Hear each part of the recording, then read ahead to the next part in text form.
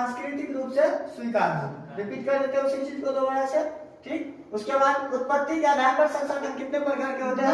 दो प्रकार के, जैव और अजैव। जैव में क्या क्या आ जाएगा? मनुष्य, वनस्पति, पशु।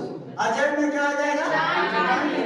ठीक। उसके बाद नवीकरणीयता के आधार पर हम लोग अभी जस्ट वैसा चीज जिसको हम पुनः उपयोग में ला सकते हैं वो क्या हो जाता है? नवीकरणीय। और वैसा चीज जो पुनः उपयोग में ना ला सके उसे अनवीकरणीय। तो नवीकरणीय में क्या आ जाएगा? अनवीकरणीय में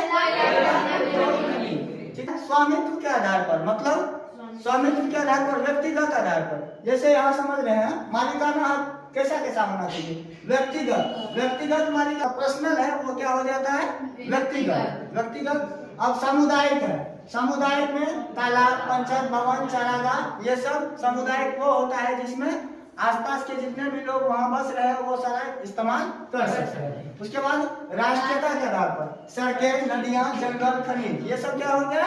राष्ट्रीयता, ठीक। उसके बाद अंतरराष्ट्रीय है, समुद्र के 200 किलोमीटर के बाहर के संसाधन क्या हो जाता है?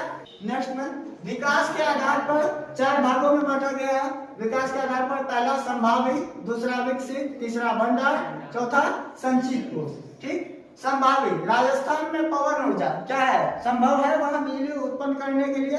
राजस्थान में है, संभाव्य है, क्योंकि वहाँ फसल कम होती है, रेगिस्तानी इलाका है, वहाँ हवा तेज चलती है, तो बड़ा बड़ा पंखोड़ी लगा के हम लोग पवन ऊर्जा वहाँ लगा सकते हैं बिजली उत्पन्न करने के लिए, और लगा हुआ है। तो ये क्या हो जाता है? राजस्थान में पवन ऊर्जा क्या है?